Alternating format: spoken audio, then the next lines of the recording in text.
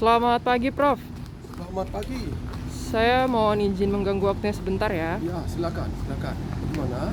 Saya mau bertanya Ya, tentang pandangan Prof. Jadi gini, Prof. Di era pemerintahan Jokowi yang sekarang kan sedang fokus untuk membangun sumber daya manusia yang unggul ya, ya benar. untuk program generasi emas 2045 nanti.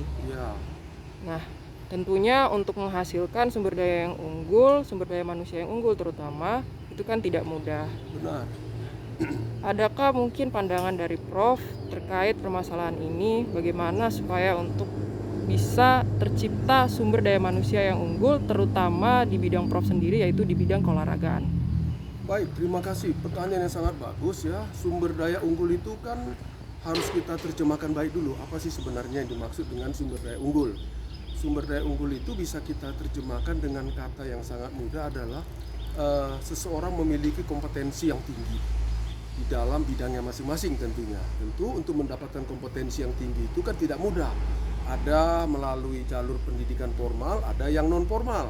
Tinggal yang bagaimana gitu. Kalau pendidikan formal ya masuk berjenjang dari mulai SD, SMP, SMA sampai ke perguruan tinggi. Tentunya kita berharap jika kita ingin untuk mendapatkan sumber daya unggul, ini harus berjalan dengan baik. Proses belajar di jenjang-jenjang pendidikan yang saya sebutkan tadi itu harus betul-betul terukur. Jadi benar-benar ada target-target tertentu sehingga pada level tertentu dia mencapai seperti apa. Nah, di luar itu kan juga ada kompetensi yang mendukung, karena kalau di bidang akademik saja belum cukup. Jadi harus ada kompetensi. Kompetensi juga harus diciptakan. Jadi tidak bisa lahir dengan sendirinya. Berarti ada apa? Ada kurikulum tersendiri yang harus dibangun untuk memastikan seseorang memiliki kompetensi. Nah, contoh di bidang kami lah, di bidang olahraga, di bidang saya misalnya, kompetensi tenaga keolahragaan itu menjadi indikator apakah dia masuk kategori sumber daya unggul.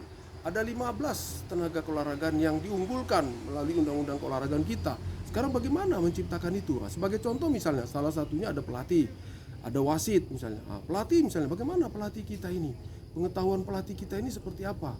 Bagaimana cara meningkatkan pengetahuan pelatih kita ini? Tentu ada asosiasi, ada lembaga-lembaga yang menentukan itu, dan kemudian diproses melalui sebuah kurikulum yang bagus dengan tenaga pengajar yang bagus, akhirnya terciptalah kompetensi pelatih secara berjenjang. Tentu tidak mudah, tidak langsung ke atas, mulai dari level kabupaten. Misalnya kalau kita menggunakan indikator, ada level kabupaten, ada level provinsi, ada level nasional ya. Tapi berjenjang lah. Kalau ada A, B, C, D, mungkin dari C, dari D, C, B, dan A, dan level nasional, dan sampai ke level internasional.